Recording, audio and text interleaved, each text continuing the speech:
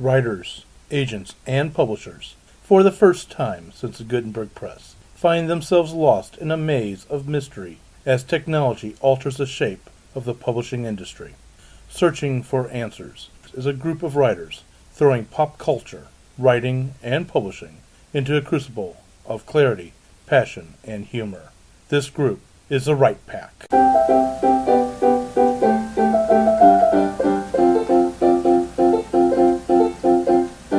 Welcome back to Right Pack Radio. This is your host, David Allen Lucas, author of Who Knows What and crazier other things.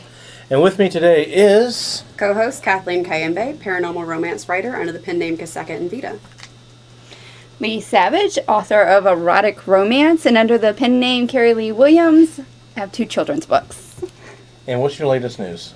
My latest news is Goldie's 3 Bears and Twisted Destinies, the God and Goddess erotic tale, are both up for nominations for the Menage 2015 erotic romance categories. Congratulations. Congratulations. Thank you. Yay. Jen. I'm Jennifer Stolzer. I'm a children's book author and illustrator. Brad R. Cook. I am the author of steampunk novels and fun stuff like that. And I actually have 2 things to kind of announce right now. So the first is, if you are so inclined on the last week of February, come on out to Saturday Writers. I'm going to be talking all about point of view.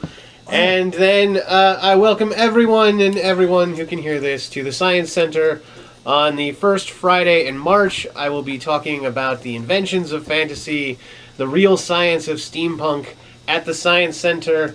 Do check it out. It's free. It's fun. It's going to be a blast. Other than that, there'll probably be some more writing stuff coming. Is it part of anything? I said that. First Fridays. First Fridays, yes. First Fridays. It's on March 5th. Yes. Yeah, the first Friday in March. Come and join us. Actually, it's the 4th. Actually, I said us. Oh, yeah, you're right. It's March the 4th, not March the 5th. 4th. You'll miss me on the 5th. The first I'm there Friday the 4th. in March. Yeah. Brad's the one talking. When I said us, I'm sure there's going to be a lot of Right Pack people in the audience somewhere. Please come. It'll be fun. Yeah. I'm in the wrong year. Who's next? Fedora Amos. All right, Victorian whodunits like Jack the Ripper in St. Louis. And coming out just right about now, in fact, is Mayhem at Buffalo Bill's Wild West. And I got a really nice review from Library Journal. Yay! Big news. I'm Melanie Colaney, writer of science fiction and fantasy. Okay, and today we're going to talk about in and out of romance. Romance in other genres. In the past, we've talked about how mystery crosses all genres. Today, we're going to talk about romance because, as I've been told, romance is in every single genre as well. Now, I say I've been told because I kind of suck at writing romance. But with that said, first off, let's talk about romance. What is it? Yes, I'm not talking about, I should know this because I'm getting married, but the idea of what is romance? We should have lit candles for today. I wore my special shirt. There you go. Sleeping Beauty. She's waiting for love's first kiss. Aww. Well, let's get one thing straight. Are we looking to a literary definition of romance, or are we looking for a current kind of definition, which lends itself only to the romance genre category? Because if you look in the dictionary, any dictionary, literary or otherwise, you're not going to get to that until, maybe half a column down the page, because what they're going to tell you is that romance is all about action. It's about adventure. It's about living larger than life and having wonderful adventures. Three so let's get Musketeers. this straight. Scarlet Pimpernel. I'm sorry, keep going. So isn't that more the French definition of the romance, the story? That's where it came from, in a way. But Okay. like the romantic idea doesn't actually have to do with love. Okay. Yeah, But I think we're talking about the section in the bookstore. right. Yeah. We already have a section in the bookstore. Okay, we're going to get down and dirty. I see it. I know where you're all going. All Culture right, I'm definition happy of now. romance. Pop culture. Yeah, to be honest with you, if you want to take the old definition of romance, I wasn't joking when I said Three Musketeers. Oh, no. Scarlet Pimpernel, other adventure stories like that were called romance. But guys, I'm sorry. Well, actually, yay for the past, but guys, I'm sorry, that's changed. Now we're looking more at the Current definition of romance. So what is the current Yeah, definition not of romance? romance languages. Yeah. Yeah, are we talking about the girl and the guy have to have sex by page 50 and... Go ahead. Can I give one of the oldest Hollywood plot outlines? No, you may not. Of course you can. Come on. All right. Toss it out. Boy meets girl, boy loses girl, boy wins girl back. Romance. Okay. And I think we're expanding because we're talking about it going into other genres. Uh-huh. And when you're talking about it going into other genres, we don't have to have the complete physical connection all the way, like it explores in romance. Uh-huh. You just have to have that hint of romantic element to propel the story along. Well, Iron Horseman and Iron Zulu both have a romance thread running through them, but it's YA, and young YA, that's in the Victorian age, so there's no sex, just some like kissing and hugging and stuff like that. But the romance is definitely there. It's a definite thread for the books. Uh-huh. I think romance, the idea of two or more people falling in love, is not just exclusive to the romance genre where that's a focus of the story, but in so many other genres now, there's a romance subplot. It's always a romance subplot.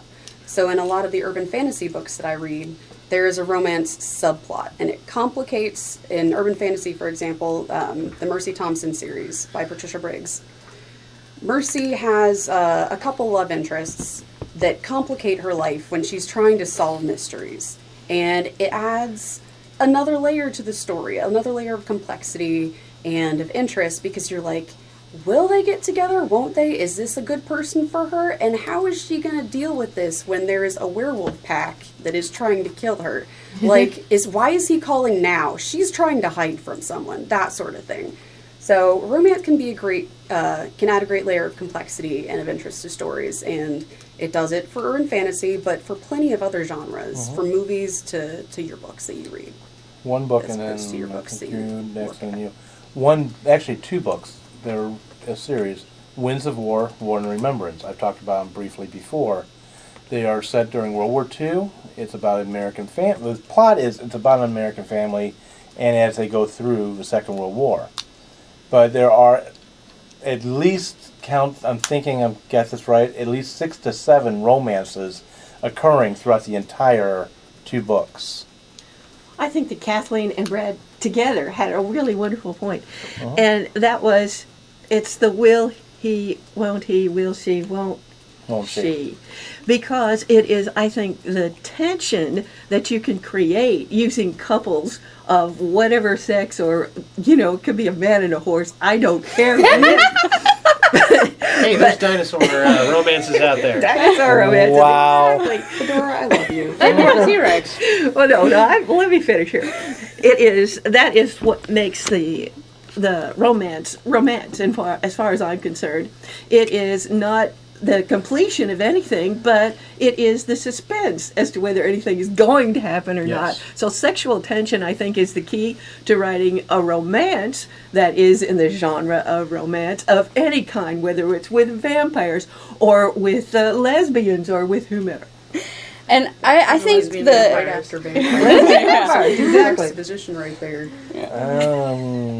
Moving on. Okay, I think one of the appeals to also taking romance and crossing the genres is you can get away with more if it's technically in another genre. Because in romance, you have to have the happy ending. In erotic romance, you have to still have the happy ever after. And if you're in erotic, it has to have the happy for now ending. If you're in a mystery, you don't have to have that. Yeah. Well, you were talking about suspense. And in romance, very often there isn't suspense because by definition of the romance books, they have to have a happy or happy for now ending. No. Okay. No. Brad was Sorry. Go ahead. There is always tension in romance. That's how it functions. Just because you know something's going to work out doesn't mean you know how. And if you find yourself biting your nails or your stomach is clenching because you're like, oh my gosh, how are they going to get through this? The romance is doing it right. Fan fiction has a term for that. Unresolved sexual tension. UST. The point. It's going to end up okay. But it's the same as with any kind of book that you know has a happy ending. Just because you know it's going to work out doesn't mean you know how. And therein lies the tension. Brad, sorry I interrupted, but I had to. I had to say something. No, that's actually what I was going to say, so feel free to move on. Sorry, Brad. You all stole my point. It's all right. I don't know. Romance must have gotten kind of warped then, because in the last 100 years, 2 of the most popular romances ever have unhappy endings. Look at Margaret Mitchell's Gone with the Wind, and look at Eric Siegel's Love Story. I thought you were going with Romeo and Juliet. Yeah, Okay. well, that wasn't in the last 100 Depends on years. which right? It's true. Depends Or on if you which go with ending of Thornbirds. Romeo and Juliet. There's one version that they actually go off happy. Not the let's not read that Shakespeare version. wrote. Yes. Moving on. Who was next? Kathleen. There has been a trend that I've noticed in romance now that's an unhappy ending. I don't think it qualifies, honestly.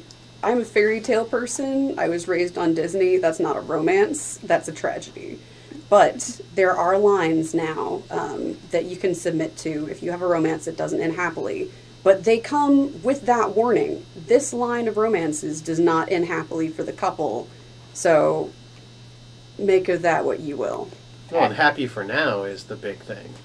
You know, that's a huge trend that's been running around romance for a while now, where the couple is, at the end of said story, happy. But that does not guarantee happiness past, Happily ever after. you know, the next page. Yeah, happily ever after is not necessarily a thing anymore. So much as, you know, you have happy for now and, you know, a few things like that. And technically, if you have the happy for now, you're thrown into the erotic category. Well, you can be, There's but sex. there's a Yeah. lot, you know, happy for now has really spawned out of erotic. It is a huge part of the market now because millennials don't necessarily believe in happily ever after. They've seen way too many of their parents get divorced. So the happy for now theme is a huge thing that runs through modern romance because it's a way of saying that, yes, we're happy for now, but it's not like we're trying to say this is a fairy tale love.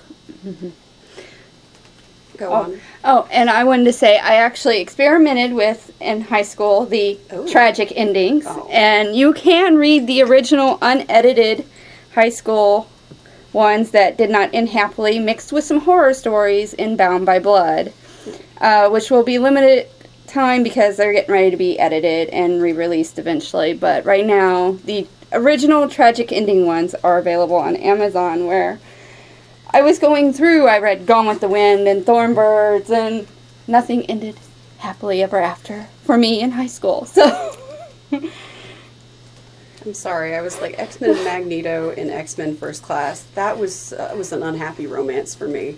Anyway, I would like to bring up Ghostbusters. And Jen, feel free to pitch in because you know this series better than I do.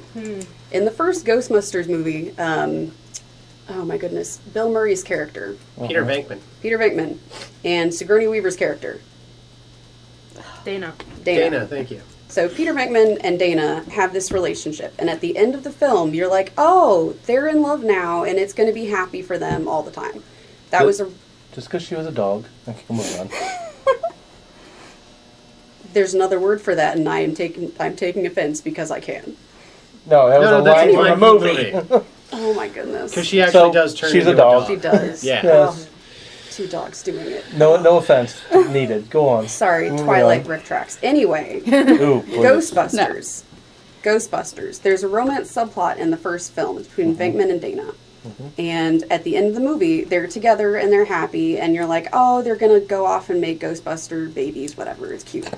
So at the beginning of the second movie, the film did what so many series do. They break up the romance, or they add some kind of complication to show that it was not happy, and things are not, all is not well in happily ever after land. She has a baby. She But has she a did. baby, Yes, and she it did is have the not baby. Venkman's baby. It is Well, not a because Venkman they have baby. split up. She has a baby with the violinist that she's seen leaving the symphony with in the first movie. So, boy loses girl, and boy has to win girl back in this film, in the second Ghostbusters film, and make a happy little family, because in the second movie, you're making a family with a baby, because why not? That happened in Aliens, too. Jen rolled her eyes at me. Anyway. So, that's something that I've noticed in a lot of series. You get a happily for now ending or a happily ever after, you think, in the first, and then when it does well enough to get another book or another film or another, season, Suddenly, it was only happily for now and there is trouble in paradise. And that means you can have the romance subplot all over again. The tension is back. Will they, won't they, and can they fix what they broke off the screen? And that's why. You just mentioned it. As Fedora said earlier, it's all about tension. In the happily ever after, it implies that there's no more tension. There will be no more tension. It's all, bluebirds singing and, all that kind of fun stuff. And I think that's why, because you couldn't have Venkman and Dana be happy for the start of Ghostbusters 2. You had to kind of throw in something into the mix that stirs it up, that creates the tension, that allows you then to pull them back together. I mean, the famous trope in all romance is boy meets girl, boy and girl get together, boy and girl get ripped apart, boy and girl spend the entire rest of the book trying to get back together, boy and girl get together at the end of the book. So, this is why. And so when you come to book 2, you have to then break that's it. up. You don't come to book 2 at all. Exactly. with a happy ending. If you want to have the happy forever ending, then yeah, you can't have book 2. I'm going to disagree. This is why Disney movies don't really do sequels. Can I Well, make a plenty of disclaimer? sequels. Well, I disavow all of them. They're just always about children. Or a magic spell that undoes everything Yes. the first movie did. For the record, Cinderella 3 is a quality watch. Now, I'm going to say I disagree with Brad, even though this example I'm going to give you is fraught with other problems in the plot and the way the story was told and so forth. Nevertheless, it's still a good disagreement with it, even not my favorites. The Mummy and The Mummy Returns and the one that was The the Scorpion Mum. King? No. They No. weren't in that I'm one. just thinking of the third one with the Emperor. Right, The Mummy and the Dragon Emperor's Tomb. Yeah. In The Mummy, the two main characters, you have a romance, and by the end they get together. Mm-hmm. They continue to be together through The Mummy Returns and through the Emperor's Tomb, Dragon Emperor's Tomb. There are other elements and other levels of tension and suspense. Yeah, So there's that- a mummy that comes and takes her Yeah. away. Yeah, exactly. I And know. that's where you spawn your attention. See, Right. it's boy loses girl. It's just the girl Yeah. doesn't want to leave. Okay, I'm Exactly. just saying it It's wasn't not the that end they of a ripped apart. romance. They didn't were break ripped apart. up. No, Yeah. they don't break up. They were Right. broken apart. And that's where I was kind of disagreeing. It's like, yeah, they were separated physically. I understand what you're saying. Yeah. And she that still kisses it's, the mummy. The second one? I believe so. It's I not don't fair remember to her say kissing. that all tension in a relationship ends the minute they get Uh-huh. married, because that's absolutely not the case. Marriage is an ongoing process. Right. I'm actually kind of sad that not a lot of sequels let people be married and just kind of deal with that marriage relationship, because I feel like that's something that a lot of little girls, being a little girl at one point in my life, I thought if I found that man, I would be set for life. And then you grow up and you see your friends break up with their men that they got set for life. Now, I would with. actually say marriage totally brings back the tension. It's that True. fairy tale love of love, kind of Yeah. thing, where I think you just have the. That's fairy called the tale after rest. honeymoon period. Yes. Yeah, I'm- marriage is about learning to live with someone else for the rest of your life on the human level, not just the lovey-dovey Twitter-pated level. Or the romance level. Or the let's face romance it. level. I've got two people who are going to let go in front of me, but I'm going to say this really quickly when it comes back to my turn. I'm going to talk about a romance, entire television series, romance, that was based on a married couple. Was it Lois and Clark? No, it wasn't. It wasn't Clark. Okay, first of well, all, The Scarecrow and Mrs. before I get to my original point on the mummy, she only kissed him to save him. Yes, yeah. Because it And that broke was his in the concentration. First movie, second movie, he had his own girlfriend. Yeah, he brought her back to life. Yeah. She was painted with gold paint. Yes. So, and then Gold the paint. second point was because of talking about marriage and them breaking up and reality, that's why there has been a big trend on second chance romances about divorcees going back and getting a second chance at romance or rekindling their old romance. However, if it's a new romance or what, but that has been a big trend now, and it kind of more realistic for all these kids that have grown up with divorces and stuff. Oh my goodness, that makes me think of The Parent Trap, which was a movie about getting the parents back together.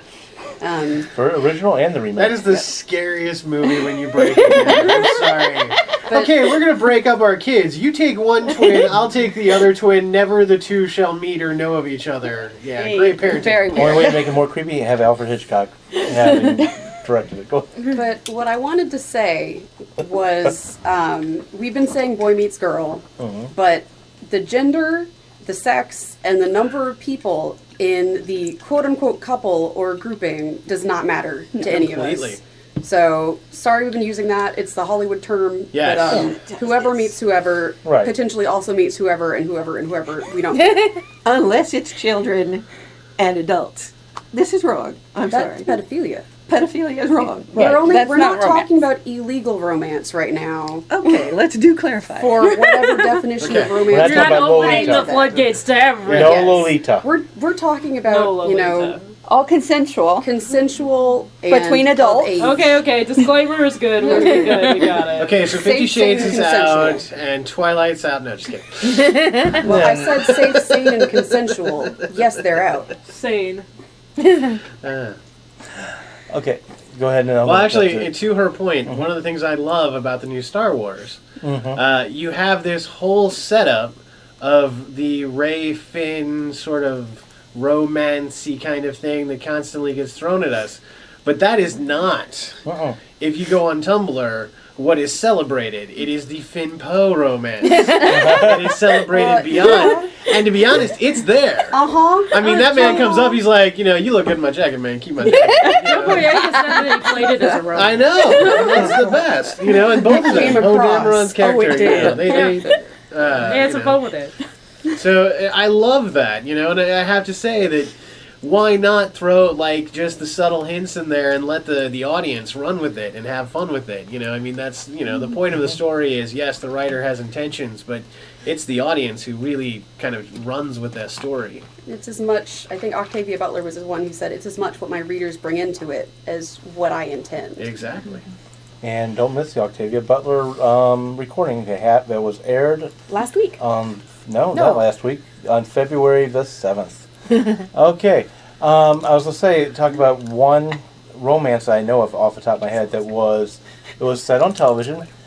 It was originally came up with by Sidney Sheldon. I'm waiting for Fedora to jump in because I was afraid she hasn't by now. Of a man and woman who were married from episode 1 all the way through. And the log line always was when they met, it was murder. I am talking about Heart to Heart, which aired back in the late 70s, 80s. It's an I was 80s gonna one. say. Or 80s show Yeah. series. And Robert Wagner. Robert Wagner Yeah. and oh my God, I can see her again. Stephanie, you got Stephanie Powers. Powers, yes. I loved it, even though the elements are campy. Hey, it's 1980s, but that whole entire series, yes, they would have times in which they were quote unquote ripped apart. Something They're going the on. Heart to Heart private detective agency, right? Yes. Well, they were never a private detective agency. Okay. He I thought they was. solve mysteries though. They solved mysteries. He Okay. owned his own. He was basically Bruce Wayne as far as without the Batcave or the need to brood, and she was Jessica Fletcher without Okay. the small town I was aspect. more a Scarecrow and Mrs. King kind of person. That's right. And they But were all actually more beautiful of a and Remington rich. They were all Steel. beautiful and rich and Yes. fell into murder wherever they went to. But that it was, you always see the strong elements of romance in it. Go ahead. What are some of our favorite romances? I wanted to talk about that. What has done romance well? I want to bring up first Firefly, the romance between a married couple, Zoe and Wash. Well, there's a lot of romances in that one. Yeah. I would say that they're all Doctor done pretty and- well. I wanted to bring that one up Hey, though because we Heather. mentioned married couples and how That people is don't another tend good to one. use Doctor them. and So Haley? that is a good romance between a married Doctor Who? couple. Doc- What about you guys? And Firefly.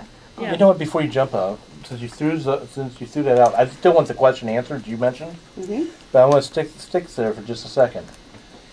Zoe and Wash. If you haven't seen Firefly and Serenity, go see it. Especially if you really claim you've got a geek card. Go rent it. Go. I don't know if it's on Netflix anymore or not, as far as streaming. But Zoe and Wash, they were married from day one as far as the story begins. I mean, we do see a flashback eventually of them getting together. But there were so many signs, little gestures, that are what you expect from married couples more than you would expect in a romance between boy meets girl. Like, for example, a reassuring hand on the shoulder, stuff like that. It's a great example of being able to see the details. So anyway, See, and I actually really loved Nathan Fillion and Yes. Miranda Baccarin. Yes, that's a whole Uh, nother different version. One, the tension level there, you know, Wow. because she doesn't exactly have a job that is conducive to a Yes. true romance. Settling down. Exactly. Maybe so, explain this couple real quick for our okay, listeners. well, Nathan Fillion is obviously the captain Right. of said ship, of the Serenity. Malcolm Reynolds. Malcolm Reynolds, yes. And Miranda Baccarin is... Inara. Anora, yes. She is... Courtesan? She's a companion. A courtesan would be a very good... Yeah, it's an She's excellent. a professional courtesan for hire. Yes, Right. exactly. I didn't want Which to use was some of the other respectable. terms because that Let's- doesn't Yeah, describe it was exactly what she respectable. does. Yeah. It's In a the respectable culture. job. But, you know, and it's totally accepted job, as you were saying, so, you know, it is the thing. But they have a flirtation through the entire show that is wonderful to watch, and it's fun, and it goes back and forth, and there's a lot there. But at the same time, she has a job where she can't exactly be tied down, and he has a lifestyle that doesn't exactly warrant itself to being tied down. So, you know, the two of them kind of have this tension where, and it's it's a classic romance trope of they want to hook up, they want to get together, but every time life pulls them apart, and everything about them pulls them apart. So I actually really enjoyed that. Jen's not raising her hand, so I guess I'm going to steal this one unless she does it. One of my favorites is... There's multiple ones in the story of Babylon 5. But one of my favorites is actually an unrequited love between Marcus and Marcus Ivanova. All love is unrequited. All of it unrequited. All of it. Tell me when this is done, so I can open my ears. Oh, yes. You still haven't finished it? Okay. La la la. La la, Never keep have la la finished laing. It's going to be a few moments. But there are times in that romance. I mean, for example, Ivanova has her hands full, putting it mildly. She's under stress, and Marcus goes out and creates a kind of a relationship chart based upon the Ottoman Empire, and he does it chokingly and gets her to laugh and smile for once, and that was his whole entire mission. And he does sacrifice himself for her life. So yes, spoiler warning, sorry, but yeah. It's a little late for that. Yeah, too late. Well, hey, it's been out since '90s, so. And then the other one in there was also an unrequited, which was Lanier and Delenn.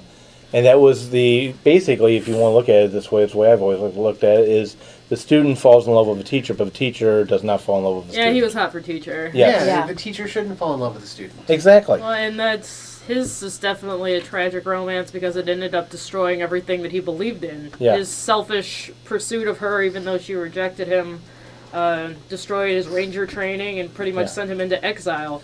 Pretty And much if he you believe dug... the books, he goes and gets himself killed in the telepath war, and I have no idea what he was doing there. Yeah, I don't either. But I was going to say, yeah, he literally turned dark side for a brief minute and ends up paying Only long for enough it all to his create life. that cardinal sin to prove the theme of the show, which is one poor decision made in passion will ruin everything for you for the rest of your life. Okay, before I tell That's a her she Shakespeare can... thing. Yeah, Before I can before I tell her to take her fingers out of Sort here, of anybody else tragic. covering Babylon 5? Oh, well, I'm over here drawing Londo and Adira making out. Another tragic Exactly. love Very story. very tragic. His Well, she knows that one, right? she doesn't know how it ends. Okay. But yeah, the Sorry. that's she flirts very close to being a fridged girlfriend, but not so much. Very close to it, but she represents for Londo everything that is what he wants. He wants to be accepted. He wants to be loved. He wants a quiet place to settle down. He thinks he wants power, but he learns quickly that he would give everything up for that. Babylon 5, can I mention one more Londo romance? And this one isn't tragic. This is more of a, what would I say, like realistic, practical, political romance. And that's Londo and his first wife. What? No. Yeah. T-Mob hated him. But that's just it. They did not like each other at all. But they that's- respected. They respected each other, and she saved his life without wanting him to ever know. She had the opportunity to be a widow, and she saved him, and he chose her to be married to versus his other two wives. Oh, Londo had 3 wives at the same time, by the way. Not for long. Allowed in their culture. He had a gift from the emperor that he could divorce 2 of them. Yes, and he kept the one that acted like she hated him. they respect is sometimes more important than To love. quote Team Love herself, distance is what makes this relationship work. Yeah. All right, okay, enough Okay. Babylon 5. We could talk Babylon about that 5. all day. Unless anyone else. Anyone else? No, I have a Okay. totally other one. You're safe. My favorite. Go ahead, let her and then you and I was going to answer I'm gonna a go question to my someplace else. favorite. Okay, Okay, yeah. go ahead. I'm answering your questions to my favorite romance. go for it. And I have to say, I'm going to mention two different series here because it's the exact same love in both series. So it is the Lord of the Rings / the Dragonlance Chronicles. So it is Aragorn, Eowyn, and Arwen, Yes. and the Tanis, Laurana, Kitiara, triangles. And they're the same. So, I'm just going to give you that now. Here's what it is. You have a guy who is kick-ass and lovable by all because of his awesomeness. And then he hooks up with, cool chick, who is the love of his life, i.e. Laurana, the elf, or Arwen, the elf. And then you have the other woman, who comes along in the adventure at some point. There is either a passion or something along those lines that is there. There could have been a love there had there not been the love preceding it. But Kitiara is a major bad guy in the Dragonlance Chronicles, so she kind of leaves Tanis to head off and become a Dragon High Lord. Or you have the Eowyn character who sadly follows him along, going, really? No, really? Now? No? Oh, damn. But then she kills, and has, the greatest scene in the books. Mhm. So, I have to say, probably those are some of my favorite romances, just because of the way the tension is used, the way that it shows kind of a convolutedness of love, and the way that really, in the end, there's I don't know if you would really call them happily ever afters or not, because I don't... I stopped reading. Yes, that one. Tanis does end up with Laurana, and yes, Aragorn ends up with Arwen, but it's never implied that it's easy. Right. So happily for now, definitely. Yes. Aragorn's going to die, and Arwen's going to Exactly. outlive him by... That was her choice. Unless she dies of a broken heart. And I'm going to say and this is rhetorical only because I'm turning it over to Lee. What is it about Rangers and elves? Moving on. I'm going to go into a couple kind of semi-classic that inspired me and got me into romance originally. The first is the book called Phantom, which is a story of Phantom of the Opera, but it goes deeper past when he lets Christine Dye go and she marries. She comes back to him on his deathbed and they have a little romance, kind of like a pity romance, and she ends up burying his child. And that, to me, the depth of that story, and it just got me into romance. And then Dracula. The story of Dracula with Mika, I always wanted to rewrite it so those two could end up together. And that's why I started writing my original vampire stories when I was in high school. Well, we were, I think, trying to apply romance to other genre. Go for it. Right. And I'd like to try to do that to mystery, if you'll bear with me for Go a for it. moment. Please do. Okay. In mystery, romance, I think generally has to take a sideline, and often with minor characters, because the main character that you're with, your investigator, your PI, whoever it is, has to be thinking alone for most of the time. And corroborative thinking does not seem to work, and I'm not sure why not, but I know that a couple of giants in the field tried it. Agatha Christie wrote Tommy and Tuppence mysteries, but only a few, and they are more funny than a typical Agatha Christie mystery would be, and not nearly as successful as her Miss Marple or Hercule Poirot series.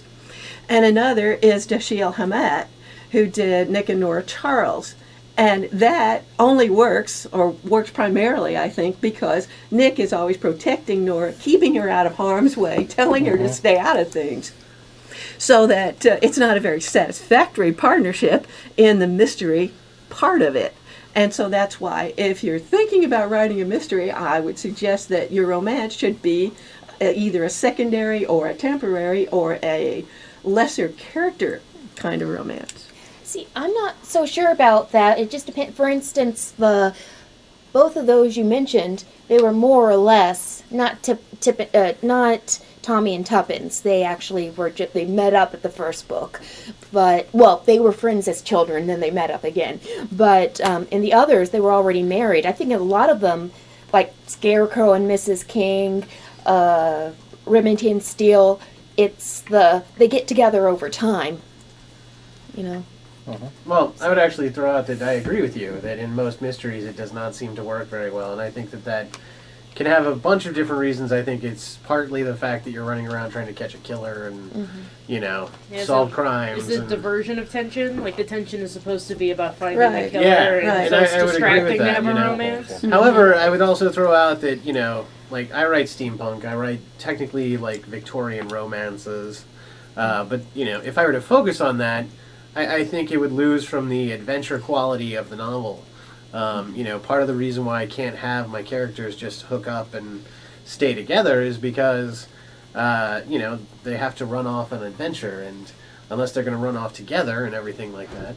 I'm writing the third one right now, and I had to start off the book with them pulled apart, so now the whole book's about them trying to get together. So I think there are stories where you can have a romantic element, especially an undercurrent, but I think it would detract if you were, from the main plot, from the main tension, from the main story, if you were to do it that way. And I think mystery is one of those genres that, is like that. I'm going to agree that it needs to be handled very carefully, but I can think of a mystery series, and I'm going to admit, I'm referring to the television version, not the book version, because I'm only on novel 2 of the book version. So I don't know how well this is done in the book. But there are 2 romances that occur in this mystery series. It is called the Miss Fisher Mysteries. It takes place, it's filmed in Australia, it's all in Australia. And I guess I just pulled the accent, sorry. And completely by accident. And the 2 romances are Miss Fisher herself with the Chief Constable? Chief Constable, and then the Chief Constable's eventual, spoiler alert, Sergeant, and Miss Fisher's assistant, Dot. Those 2, the last 2, do get married before the end of the series, as of it is right now. And the other 2 we know they're getting together finally, but throughout the entire mystery series, there is an unfulfilled romance you see occurring between both of them. Well, I would say one of the ways they can work is an adversarial romance. Yeah. If you look at Shakespeare, his romance that comes up is with somebody who's not good for him, who is, practically an enemy, especially in the early movies and stuff like that. And the same thing goes with superheroes. There's a huge trope that runs through it. There are very few superhero couples beyond the Fantastics, Mr. and Mrs. Fantastic, who are, actually married. Batman historically has real problems having a girlfriend.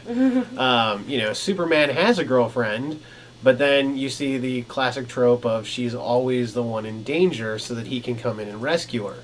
So, I just think that, yes, you can have your romance tropes running through these, but, it's a question of how you use it. Did you want to dovetail on that? No. All right. So, if your story is a romance, romance is the main plot. If your story is not a romance, it's something else that has romantic elements, romance is a subplot. I just wanted to throw that out there. Yeah. But I wanted to talk about what genres lend themselves well to romance, because Fedora brought up mystery, and mystery not being something that lends itself terribly well to having romantic subplots, depending on the kind. But I also mentioned urban fantasy earlier, paranormal investigation stories where there is a mystery going on, but there is also a romantic subplot that adds complication. Another genre that I've noticed does it often and well are action films, for And example. suspense. Like The Terminator. There's a romance in there. And it's kind of central to the Terminator mythology as well.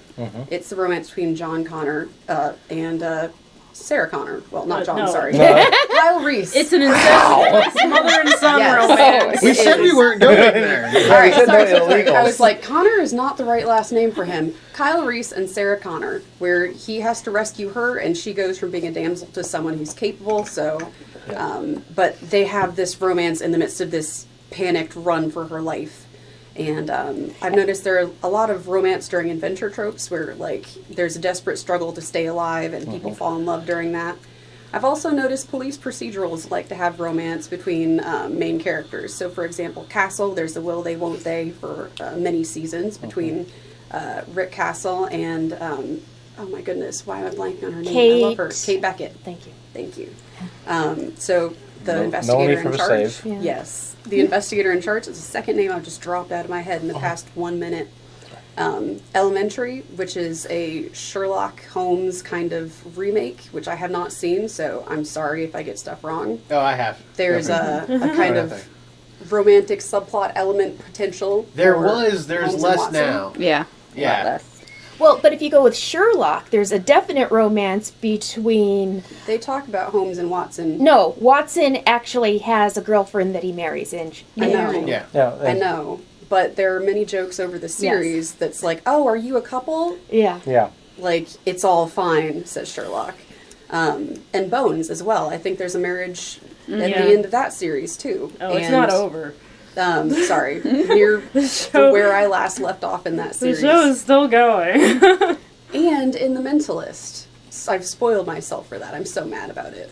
But there is a kind of will they, won't they between Patrick Jane and Teresa Lisbon, who is the investigator in charge of the team.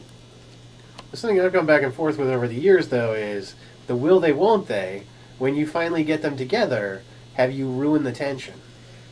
Some say Often. that Bones has jumped the shark. Exactly. Do you jump the shark at that point? Have you, do you need to go in some completely other direction or rip them apart in some way because of that will they, won't they? If that's the central focus, which so much stories are, have you lost that when they get together finally? In I mean- Castle, they've gone with the tear them apart again. X-Files. Yeah. Is a classic one of these where it was, Mulder Scully. Are they, will they, won't they? And then in the end they did, and then the show was over because that it wasn't very good anymore. It's X-Files is a good foil to Bones. Like, Bones has found a way to keep going even though they're married because they still have opposing personalities, and even though they admit, they agree that they love each other and they're happy to live in the same house together, they argue over how they're going to raise their kid, they argue about how they do this and that thing, and then they still have to work together, and Well, I would it's- say the new X-Files has kind of And- captured some of this. yeah, I think they might have taken a hint from Bones, but X-Files, instead of having the tension evolve and change so that they can stay together and still be a little bit of a friction between them to keep the audience interested, when they got rid of that tension, it was just like plop. Yeah. It ended. Not sure what should be choose first. I was gonna mention another genre that hasn't really gotten in, and it's kind of some of the authors are starting to do it, and horror with romantic elements, which can either be used to help give a satisfying, happy ending, or make it more tragic, depending on who's doing it. When you're talking about Frankenstein was a horror, love story. He wanted, a love. when you're talking about horror, are you talking about paranormal romance? You're talking about something different. No, I'm talking about actual horror with a murderer or serial killer or a slasher going through and just killing people, and you have either your romantic couple is in there and they're somehow running for their life together to try to survive, or Yeah, I think that's an interesting hybrid, really, of suspense and romance. It's the kind of thing that you see on Hallmark Channel when a woman marries the wrong man. He's a control freak. He's an axe murderer. He's something terrible, and she doesn't discover it, until the end of the film. And Well, that's usually why in the it's middle romantic is when she suspense. discovers. And then she has to And then she run. has to get away from him. So it starts out as romance, but then turns into a thriller, which I think is an interesting hybrid. But there's sometimes horror with a romantic subplot too. right. One thing that I'm hearing from all this talk about different genres and so forth, I'm going to say this: if you have not found your one and only out there, you just need to get yourself in a life and death situation, and you might find them that way. I'll get to work on that. Just don't do it if you're in a Hollywood action flick. You Yes. have to be the same race as whoever you're falling in love with. I'm sorry. That's how Hollywood rolls. They freak out if it's any different. Though I think that the new Star Wars may break that. I hope so. I don't care who with either. I can see romantic elements between in 3 different directions. I'm like, I am on board with this. Just, if you want to have a gay romance in Star Wars, go for it. If you want to have either straight romance, go for it. If you want to have a triad, that would be interesting. Please do that. So you're telling me that you're an R2 BB-8 shipper? I feel like BB-8 looks up to R2, but actually his touch did bring him out of his sleep. Oh my gosh, Exactly. True Love's kiss. He woke up Sleeping Beauty. Oh my gosh. Oh, I knew 3PO was And like R2. yes, Such a this is, all- nerd. this is where we deteriorated. Anyway, Oh no, a romance just blossomed out of our ridiculous. yeah, okay. You will never watch it the same way again. But Yes, how do I would droids like do to it? throw Or out do that they I even do need not to? want Is that the more kind of of a sexual romance. romance? Yeah. Like, do droids even need sex? Like, that's an asexual They- kind of romance, which is also a thing, everyone. Asexual romance. They do the Korean thing where they just share an input port. Oh, And they just charge together. I bet they do, like in Mass Effect with Liara's, not Liara's people, where they kind of mind meld their information. For There a you little go. while. Yeah, they share a hard Seems I drive. have lost control. and then they separate back into It's a themselves. networking kind of thing. Would you like to network into the same server with me? Oh, I thought you'd never have. Oh my goodness! How do droids sex the internet? Okay. Now, Okay, I see a correct whole nother myself. erotic there. Okay, you gonna correct yourself? Yes, it's not the Hallmark Channel. It's Lifetime. Lifetime. Oh, Thank yeah, you. Lifetime. I was I sitting here- apologize, Yes. Hallmark. I'm sorry. Yeah. I was Hallmark sitting here has the wondering, happy trying to think To be what honest, the name Hallmark's of probably that. done it too. Oh yeah. But Lifetime does it more. They're trying to be Yeah. edgier. That is Lifetime. I mean, anyway, all males are serial killers. Moving on. Or wife beaters Or wife on beaters, yeah. If Lifetime. you watch the Football like, players. ID Discovery Channel and stuff like Yeah, that, you will find yeah. out that often it's the woman. Yeah. For once. Okay, but I do have a question for everybody.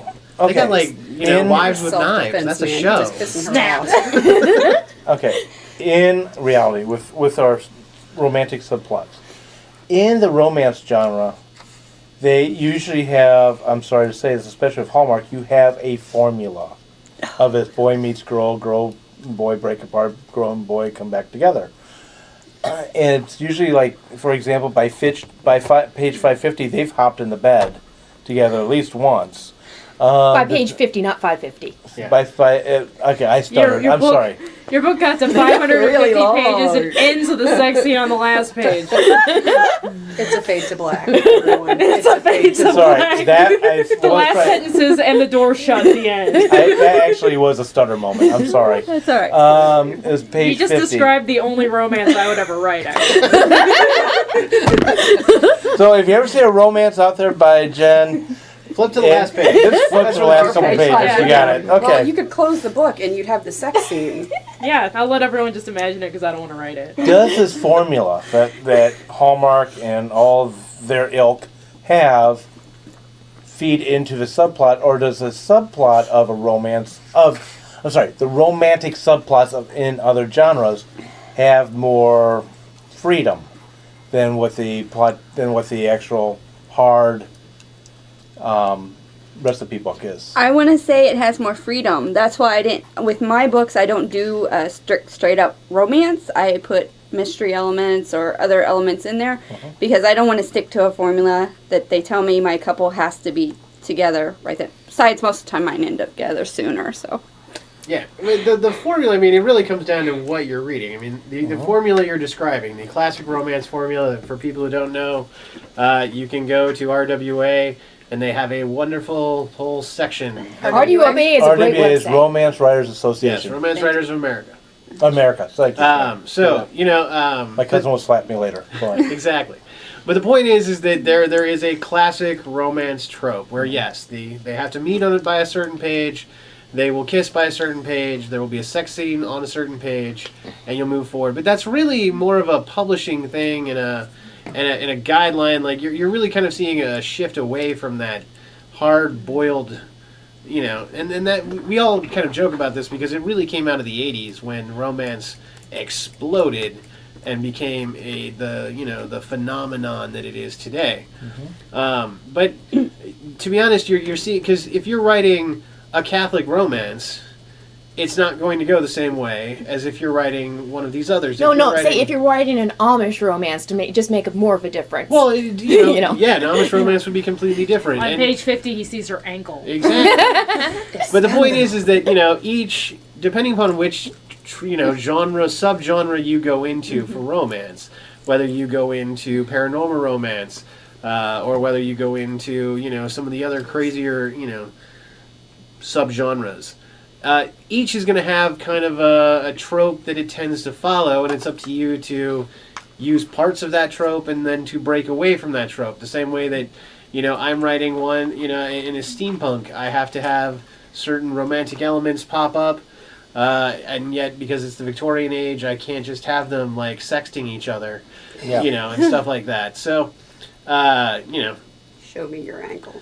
Exactly. I have to go with the whole, like, you know, she's already betrothed to this guy, but she's really loves this guy, and he hates that guy. So, you know, like, I get my triangles that way. You know. But, so it's up to you to know your trope, your genre's tropes, and then to kind of use them as your own and try and break away from them when you can. But know that there's some expectations. I mean, some of us read romance novels simply because we know that by page 101 there's going to be a sex scene. I mean, you can just flip to it and start reading it. You don't have to read all the rest of that stuff. You read it for the same reason that you watch like a romantic comedy. It's like you're not going in there to get the suspense of, you know, who's going to die or whatever. You're going into it to see how these two fall in love and hope that they're going to be happy. Which, by the way, I just wrote I'm like halfway through a romantic comedy that I started this week. That was kind of crazy and fun. So, and I too pull on some of these standard tropes, you know, but at the same time I twist them in different ways. And I just want to warn, if you're going for traditional publishing, you need to stick to the formulas a little bit more closely than if you're going indie, because then you can play around a little bit more. Just don't go too far outside of the box unless you put a warning on there, because you don't want people buying your books and then being so devastated that you completely advertise it as one thing and completely went another way. Expectations, yes. You know, and knowing your reader's expectations is going to allow you to be more successful in selling. So be careful. Don't jump the trope. Yeah, there's, for instance, if you're writing a fantasy, if you publish it as a romance fantasy, you have to follow the romance tropes. But if you publish it as a fantasy with romantic elements, then you're much freer to break the tropes. You can have your romantic hero die, you could have them end up with someone else, whatever. If you ever want a good breakdown of tropes and to realize that you know far more than you ever thought existed before, go to tvtropes.org. Just block off some time, because it is like Wikipedia in that you will be there for days. Yes. Just reading all these tropes and realizing, wow, I've seen that in this and this, and ooh, what is that? Yeah. If You know, I wouldn't need have some said it, I would plot. have. Let's If you're waiting. ADD like me, it is a nightmare place of wonder and you know, possibility. But, you know, be careful. Well, and you know, as we were saying, part of all of this with the, you know, knowing your tropes and knowing this is marketability. So knowing that you can market your book as a romance, and you can market it as a fantasy, and you can market it as young adult, you know, now you've just hit 3 different markets, where 3 different types of readers exist. You know, and that's a big thing in you know, when you finally get your book published and you know where you're trying to go after. You know, I go after steampunk fans the most, but then I also go after YA fans. I also go after historical fiction fans.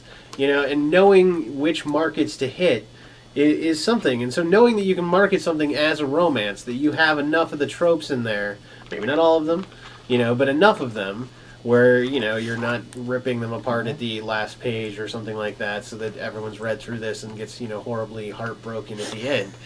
You know, because that, you know, you'll have romance fans like writing you hate mail, sending you ripped apart hearts in the mail or something. I don't know. Imagine Gone with the Wind now? Yeah, I know, exactly. Like, you can think of some of these old movies that, from my dear, I don't get you know. Okay, go on. And to know that, if you were writing Gone with the Wind right now, and you know that this is at the end, maybe you don't market it as a romance. Maybe you market it as something else. Historical fiction. Literary fiction or something like that, you know. So know that, and it can help you a lot when it comes to the marketing side of being a writer. I feel like I should go to that website and look. I have my novel, and you know, I have the whole half of the novel. And I just turned my phone over to her, so because I just pulled it up. Let's see if there's some stuff out there. We just lost Melanie. Enough stuff. Right there, you heard it. You heard it there, folks. The ooh right away. So you get an idea. Go to tvtropes.org. Just be careful. You might get lost in there for a while. Set an alarm. Remind yourself to go to bed or Set something. an alarm far enough away that you have to physically move to get to it, because I know when I set alarms, if it's not going to be obnoxious and far enough away that I have to stop what I'm doing, it's going to get ignored. I have a question for everybody. I want to see if this is just a me thing or if it's out there for everybody or what. Does anyone here have trouble writing the romance in your stories? Doing it believably? Yes. Okay, that's one. I'm rusty. Two. Okay, you're rusty. Yeah, I actually once, when I was learning to write erotica, I set myself a challenge to create a gradual romance and do one different kind of sex scene every time. And I outlined everything and I started writing it and it got better. But I'm going to need to do the same thing with romance because it's been such a while since I've been able to write every day that like suddenly I need to get all the kinks back out of or into my system because they're a little rusty. They're a little. I want to say I've had a challenge going from erotic romance back to, or erotica to erotic romance because you use the wording a little different and the characters interact a little different. So that's been hard for me after going strict erotica to go back to erotic romance. Can you explain that real quick, what the difference is?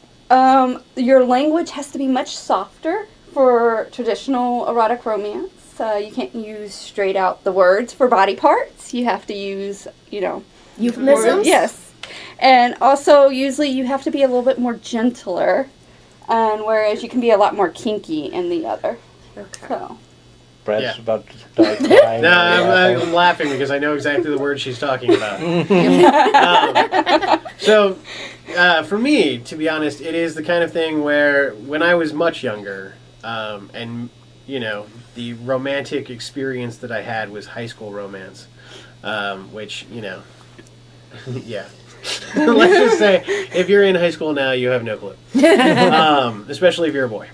But the point is that I didn't necessarily write the best. I still wrote them, and they were still there, and I still they were not as flushed out maybe.